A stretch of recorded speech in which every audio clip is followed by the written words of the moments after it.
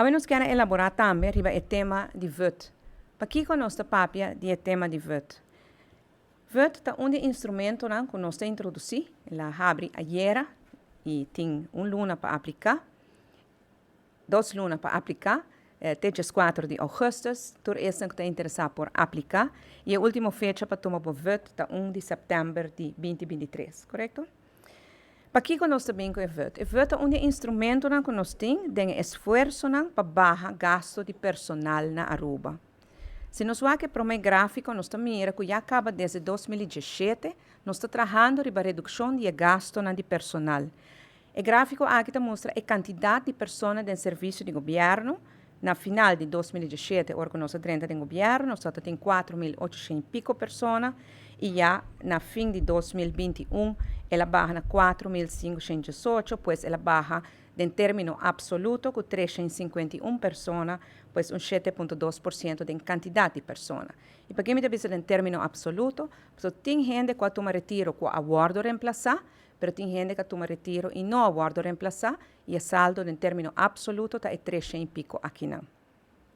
De placa, se nós vamos ao seguinte gráfico, também nós miramos que o gasto de personal baixa durante o ano. Na ano 2018, nós estamos de 476 milhões. Depois, 2019, ela baixa com 0,3%, 2020 ela baixa com 10%, 2021 ela baixa adicional com 2,3%. Mas aqui na gráfico, por certo, dois aqui está incluído de nosso relato anual 2021 do Ministério de Assuntos General. No seguinte gráfico, nós miramos a projeção para adiante. A projeção para mira que verdade na ano 2020 e 2021 devia o recorte de 18,6% e gasto a baixa consideravelmente. Em 2022, para mira que subiu um pouco, passou nós temos projetar em 2022 para dar 5% back de 2,6%. E na 2023, botou que subir, passou nós temos que dar inteira 2,6% back, nós temos base legal, talvez é hora para continuar que recorte. Pero, bota mira que hasta agora nós estamos de epalabração de 479 milhões, que é a epalabração que nós temos com a Holanda, den protocolo que nós afirma com não.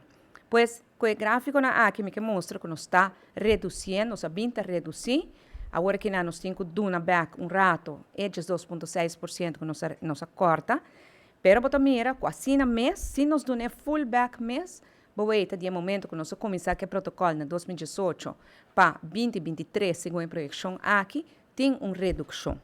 Agora, aqui no quadro de RAFT, nós estamos negociando outra norma de personal, é um aqui de 479, o gráfico anterior, que mostra a norma anterior, agora aqui nós estamos negociando um novo, que está 10% de GDP, e esse aí, nós temos 5 anos para chegar, e nós não estamos de jeito tampouco.